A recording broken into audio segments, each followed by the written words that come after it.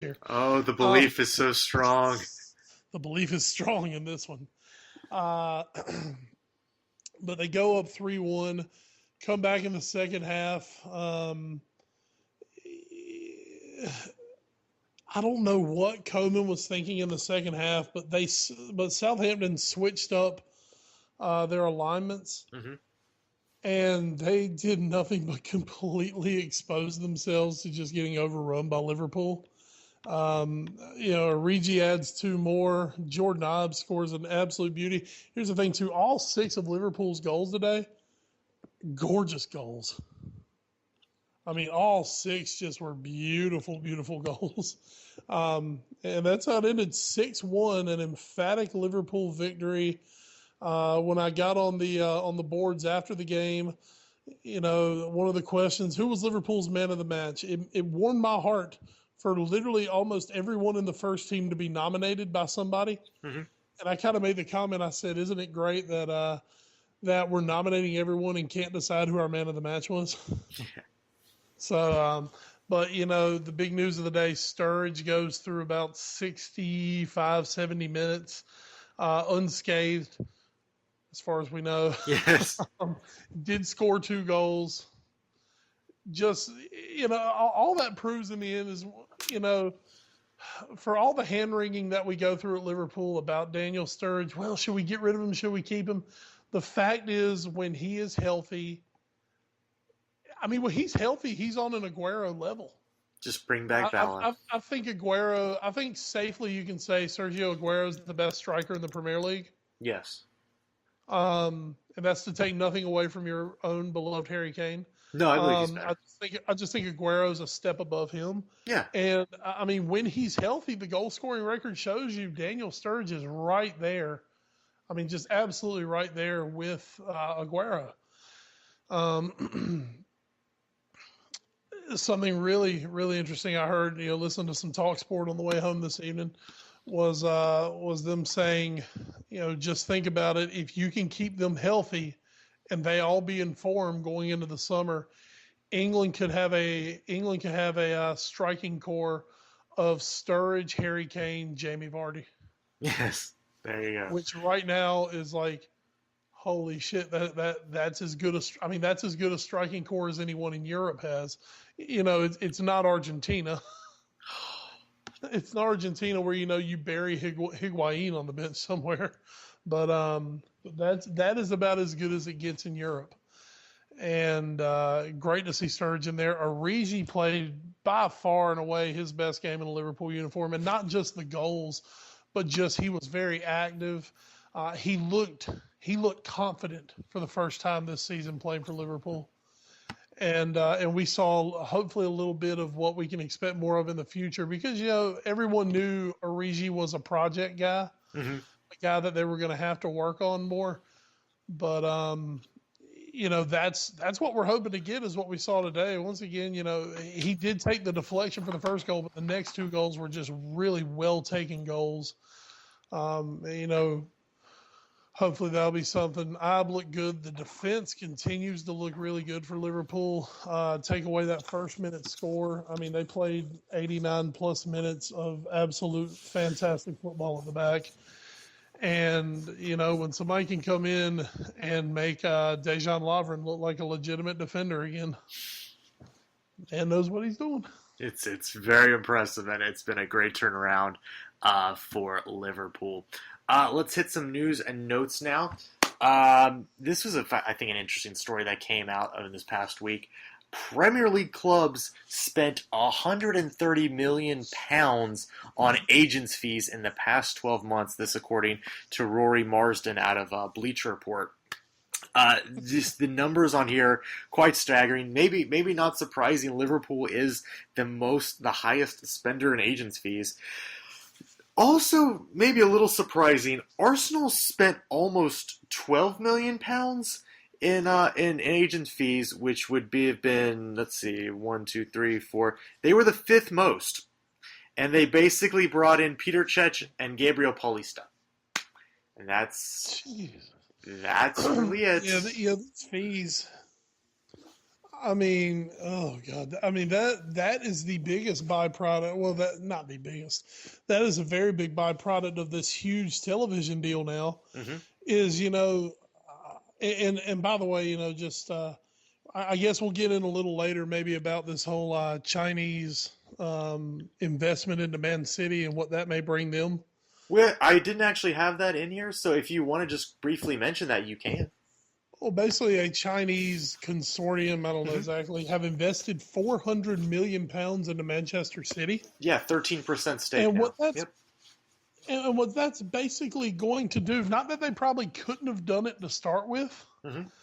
but that's going to basically allow them to go and get Pep Guardiola after the season. Yeah.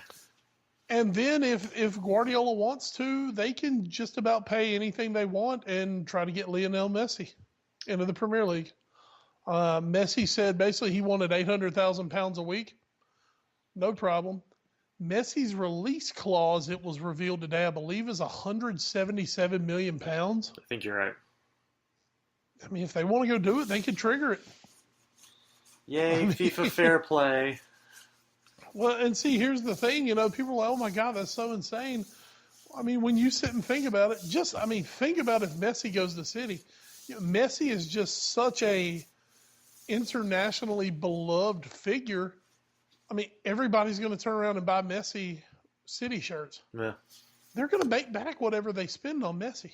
that's true. I mean, marketing, shirt sales, they're going to make it back. By the way, you think that agent fee is going to be pretty hefty right there? Yeah, a little bit.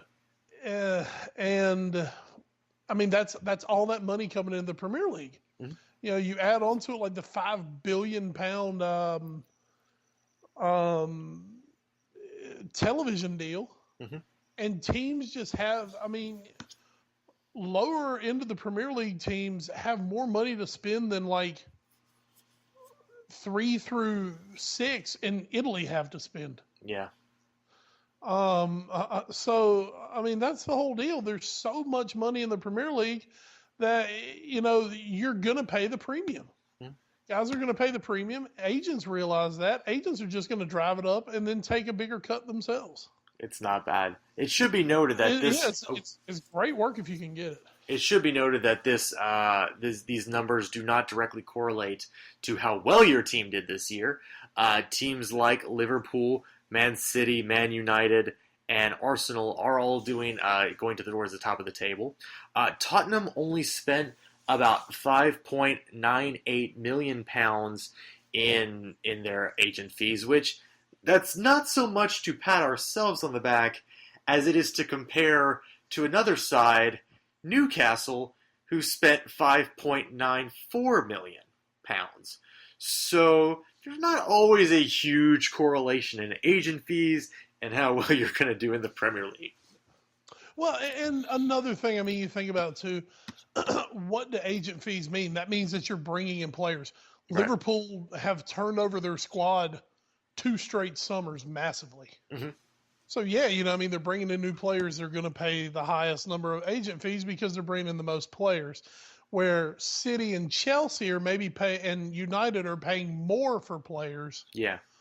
Liverpool, just the last couple of years, Liverpool have brought in a quantity of players. Yes, a quantity. So that's where those fees are coming from. A quantity of quality.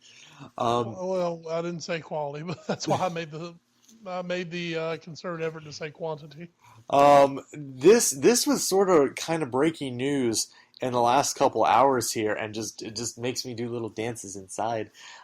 Real Madrid could be thrown out of the Copa del Rey. Why, you ask? For something as silly as what we saw in last year's Champions League playoff. Denis Cheryshev. Oh, we love Denis Cheryshev. He is a winger. Linked with Liverpool, by the way. Of course he is. He might have to go there now. Real Madrid is currently employing him in their starting 11 in their match today against Cadiz. They won it 3-1. Cheryshev actually had the opening goal for Real Madrid.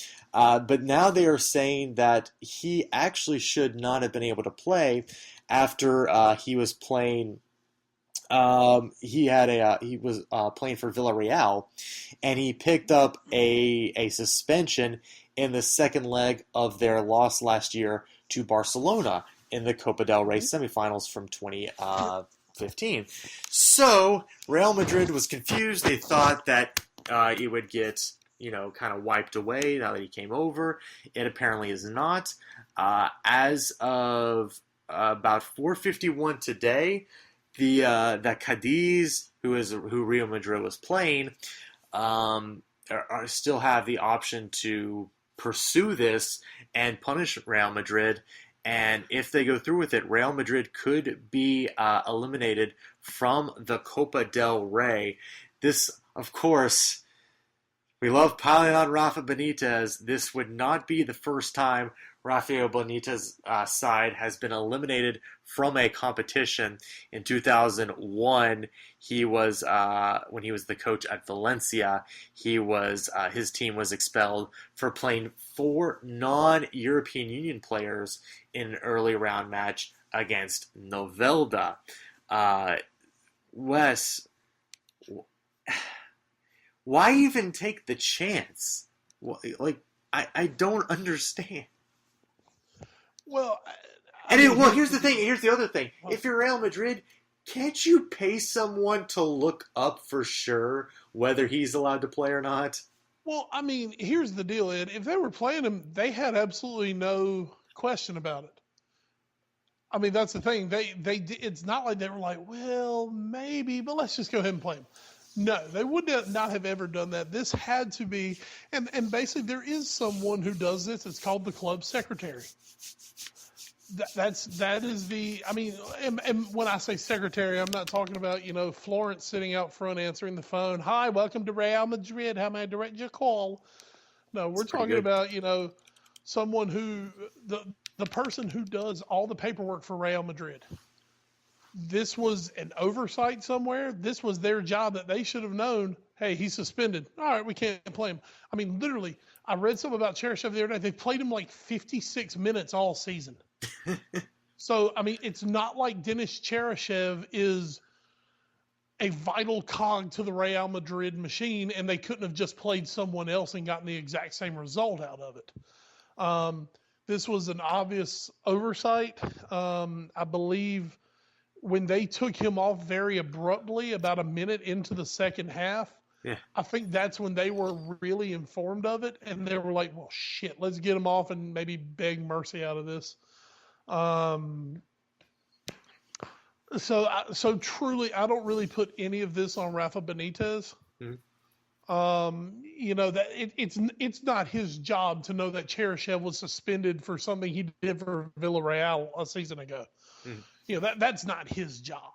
Somebody made a big time oversight on it. Somebody dropped the ball in the secretary department, and it would be somewhat disappointing for Real Madrid to go out on that. Especially when they use, I mean, just like we saw Barcelona today, Barcelona winning, I believe they won 6-0, 6-1, something like that. When they use this Copa del Rey, much like the English teams do the League Cup, to get some of those younger guys on the roster to get them good minutes, it would really be disappointing for Real Madrid to be out of this competition so early and then not have the opportunity to play some of those younger guys like Denis Cheryshev, who are good, talented players, but they're not superstars. So therefore, you're not knocking Ronaldo and Bale and James, you're not knocking them out of the starting lineup. Yeah. So this was like a guy like Cheryshev, who, by the way, I was not joking. I saw an article just last week that he could be open to a loan move, and a team like Liverpool could be interested in a loan move in January for him. For a guy like that who is looking for time, that's really disappointing for him. Absolutely. So we'll see how that goes through. I have a feeling Real will not suffer actual expulsion. I believe they might get fined, but I feel like the authorities will find a way to keep them in the competition. The Ballon d'Or shortlists have come out. There's Shocker. not that many surprises. Men's Player of the Year final three are Messi, Ronaldo, and Neymar.